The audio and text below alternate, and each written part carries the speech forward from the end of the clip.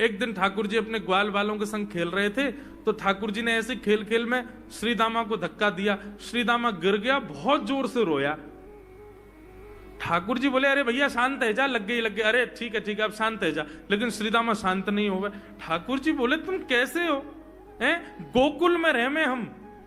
गोकुल को मतलब है जहां हर घर में 1000 गैया, उसका नाम है गोकुल। इतनी गैयान को दूध घी दही सब हमारे घर में होवे। अरे खा पी के ने बढ़िया अपनी शरीर को बनाओ, खेल खेल में लगती रहे, इतनो रोवे को कहा मतलब है?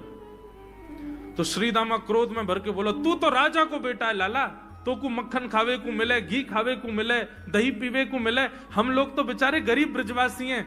हम लोग जितनो दूध घी दही बनावे सब कंस के लोग ले जामे हमारे यहां से। कंस ने ब्रजवासीन के ऊपर कर लगा रखो है, टैक्स लगा रखो है। कहा कि प्रत्येक ब्रजवासी को इतनो मटका भर के घी दूध दही सब मथुरा भेजनो पड़े। हम लोग घर में ना रख सकें, क्योंकि कंस के सिपाही जब आके हमारे घर की तलाशी करें, यदि इतने मटका हमारे घर को प्रसारित हैं, वहां से ज्यादा यदि हमारे घर में मिल गए तो मृत्यु दंड होगा हमारो। कंस ने पूरे ब्रजवासियों को कह रखा है कि हर घर में 4 मटकी से ज्यादा नहीं होनी चाहिए। उससे अधिक आने वाला दूध घी दही ये सब मथुरा भेजना है। और यहां हर ब्रजवासी के यहां 1000 गैया, और 1000 गैयाओं का जितना दूध घी दही होता है उसमें से 4 मटकी केवल घर में रहती हैं, बाकी सब मथुरा भेजना पड़ता है। या मारे लाला हम लोगन को खावे पीवे को ना मिले, तू तो राजा को बेटा है, तेरे नंद बाबा तो कुल के राजा हैं, या मारे तू को तो खूब छूट है, हम लोगन को छूट ना है। ठाकुर जी बोले, ये बात है? बोले हाँ। ठाकुर जी बोले, मेहनत करें हम, गैया को पाले हम, गैया को घास खवा में हम, गैया की सेवा करें हम, और दूध पीवे को वो राक्षस कंस। अब तो मैं छोटा हूं, मेरी बात कोई मानेगो नहीं, लेकिन प्रलय तो अब तक लानी पड़ेगी। और कैसे लाएंगे? बोले, राजी राजी यदि मक्खन दूध दही नहीं मिल लो तो चोरी करके खाओ। हमारो ही मक्खन है, हमारो ही दूध है, हमारो ही दही है, लेकिन अभी हम बालक हैं, हम ज्यादा कछु बोलेंगे हमारी कोई बात मानेगो ना। लेकिन ये सद वस्तु कुपात्र के हाथ में नहीं जानी चाहिए। राजी राजी नहीं मिलता तो चोरी करके खाओ। जब कर देवे को नंबर आवेगो तो सब पूछेंगे, भाई कहां गए हो मक्खन दूध दही? बोले घर में तो है ना। बोले तो कहां गए? बोले चोर चोरी कर ले गए। और यही भाव से हम ब्रजवासी को खावे पीवे को मिला करेगो। मधुमंगल श्रीदाम बोले, लाला तू जो कहेगो सो करेंगे, लेकिन चोरी नहीं करेंगे। ठाकुर जी बोले, तो ठीक है, कल से तुम लोग अलग खेलो, मैं और दाऊ दादा अलग खेलेंगे, हमारे संग मत खेलना। मधुमंगल सीताम बोले, अरे लाला तू ना जाने, मैया यो के लाला जो चाहे करियो, चोरी मत करियो, चोरी करवे तो ब्याह ना होवे। ठाकुर जी बोले, ब्याह की पड़ रही है तो है ब्याह ना होवे। ऐसो पत्र पूछ रहा सो है गयो, पत्रो दुबरो सो तू सीख जैसो है गयो, तो कौन ब्याह करेगा ऐसे? अरे ब्याह करना तो ने खाया ने पी ने बढ़िया गाल तेरे बढ़िया होंगे, शरीर ने बढ़िया होगा, तभी तो ब्याह होएगा। अब भैया हमारी बात सुन लो, जितने अच्छे काम करने सब आज कर लो, कल से चोरी करेंगे, पूरे ब्रजमंडल में आतंक मचाएंगे, हमारो ही दूध घी दही है और हम ही चोरी करके खाएंगे। ठाकुर जी ने चोरी क्यों की? क्योंकि सारा गौरस बेवजह मथुरा भेजा जाता था और मथुरा से कंस पूरे भारत में वितरित करके खूब धन कमाता था। इस वजह से ब्रजवासी प्रताड़ित होते थे, क्योंकि गैया के लालन पालन में जितना खर्चा होगा सब करो ब्रजवासी। 4 मटके मिलते थे, 4 में से 3 को तो बेच देते थे, 1 में पूरा घर चलता था। यह हालत थी ब्रज की। इसलिए ठाकुर जी ने कहा कि भैया राजी राजी नहीं तो गैर राजी, हम जितने बाकी की मटकी मथुरा भेजे वाली उनको सबन को तोड़ फोड़ करेंगे, उनमें से मक्खन निकाल निकाल के खाएंगे, एक दूसरे को खवाएंगे और सब यहीं रहेगो, मथुरा नहीं जाएगो कछु। इसलिए ठाकुर जी ने चोरी की। सबसे पहले प्रैक्टिस अपने घर में ही कर लें कैसे करनी है चोरी।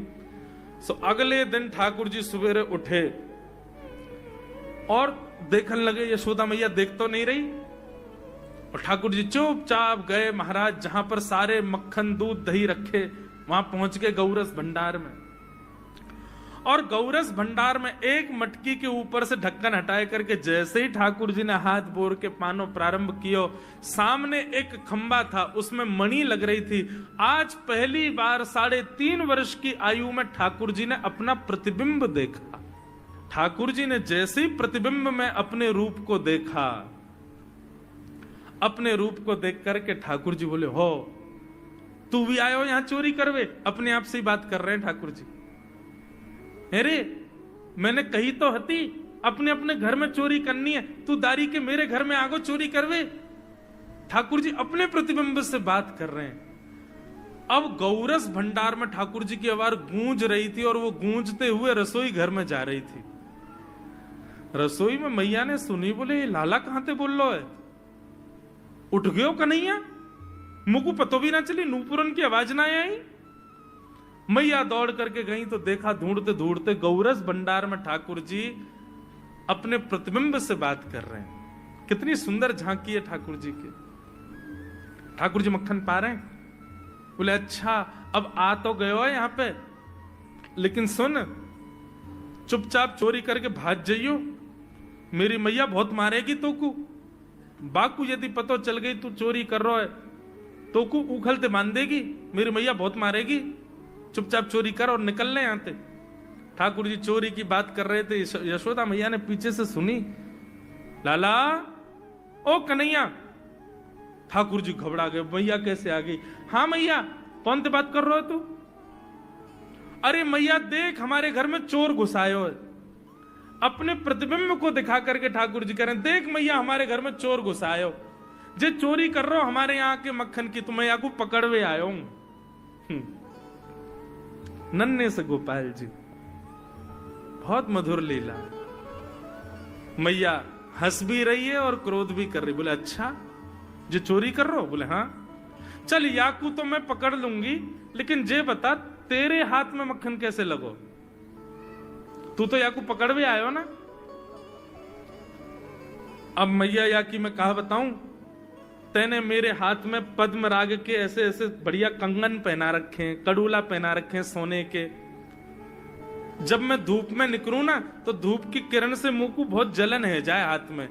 तो कल मेरे सखा मधुमंगल ने मुझसे कही, बोले लाला जे जलन तेरी दूर रह जाएगी, तू मक्खन में हाथ बोर लियो अपनो, सोई तेरी जलन दूर रह जाएगी। या हमारे मैया जलन हटावे के काजे मैंने हाथ बोरो है। मैया बोली अच्छा चल लाला, यहां तो तेरे जलन है रही और यहां मक्खन कैसे लगो? ठाकुर जी बोले मैया मैं अपनी जलन दूर कर रहा हूं। इतने में जन कहां एक मक्खी आके मेरे मुंह पे बैठ गई। बाकू उड़ावे के काजे मैंने जैसे मुंह पे हाथ किया, सो मक्खन मेरे मुंह पे लग गो।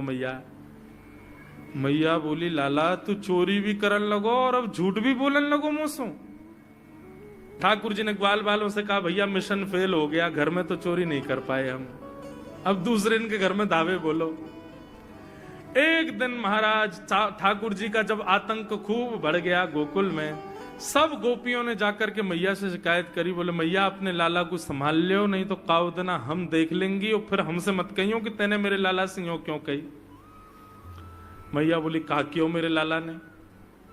गोपी बोली ये बस सुन लो और यूं बताइयो कहा ना करे तुम्हारो लाला।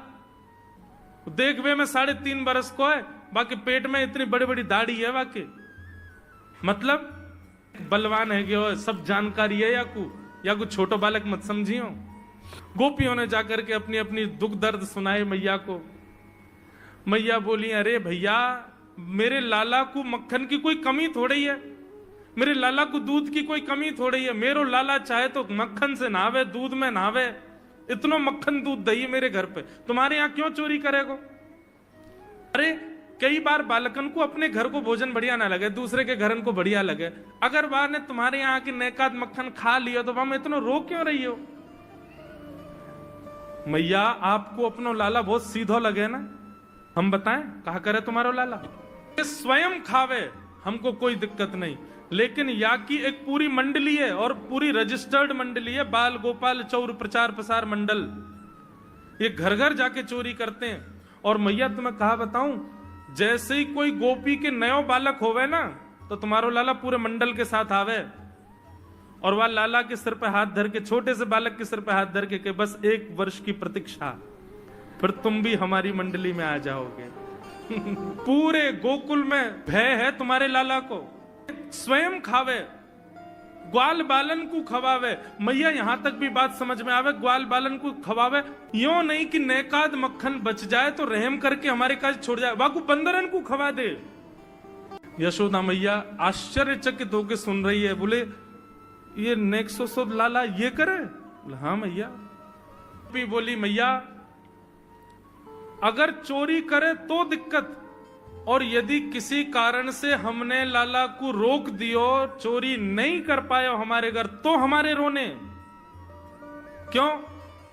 बोले चूल्हा में ते कोयला लेके आवे और वह घर के बाहर हवा बना जाए, और यूं के अब जब तक या घर से मक्खन नहीं मिलेगा या के घर के लोग भूखे रहेंगे, और इन लोगों को भोजन छुड़वाने की जिम्मेवारी हमारी। बोले कहा करे फिर? बोले मैया भोजन बनना होगा, चूल्हे पे भोजन रखो रे, तो ग्वाल बाल सब ताकते रहे कब भोजन बनने को समय आवेगो। जैसे ही कछु और काम करवे के काजे गोपी नेक उठ के जावे, तो कहो तो बाकी कढ़ैया में खूब सारो पानी डाल जाएंगे, सब्जी ना बन पावेगी, आटे में नमक फेंक जाएंगे। ये बात जैसे ही यशोदा मैया ने सुनी, बोले नहीं नहीं नहीं नहीं, झूठ बोल रही हो, मेरो लाला ऐसा ना कर सके।